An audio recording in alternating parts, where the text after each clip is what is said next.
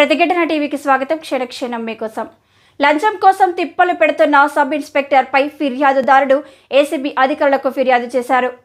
ఇచ్చిన ఫిర్యాదును అనుసరించి రాచకొండ కమిషనరేట్ పరిధిలోని పోలీస్ స్టేషన్లో ఫిర్యాదుదారుడి దగ్గర లంచం తీసుకున్న సబ్ ఇన్స్పెక్టర్ని ఏసీబీ అధికారులు శనివారం రెడ్ హ్యాండెడ్గా పట్టుకున్నారు.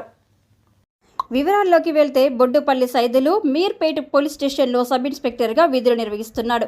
ఓ కేసులో నిందితుడైన మధాని సుభాష్ అతనిపై ఎలాంటి చర్యలు తీసుకోకుండా ఉండడానికి 10,000 రూపాయలు లంచం తీసుకుంటుండగా ఏసీబీ అధికారులు రెడ్ హ్యాండెడ్గా శనివారం పట్టుకున్నారు. సబ్ ఇన్స్పెక్టర్ని అరెస్టు చేసి స్పెషల్ ఏసీబీ ప్రత్యేక న్యాయమూర్తి హైదరాబాద్ నాంపల్లి కోర్టులో హాజరుపరుస్తామని తెలిపారు. కొసమెరుపు ఏమిటంటే 2 సంవత్సరాల క్రితం ఈ sub inspector Saroor Nagar police స్టేషన్లో భూమి విషయంలో లంచం తీసుకుంటూ పట్టుబడి సస్పెండ్ అయ్యారు.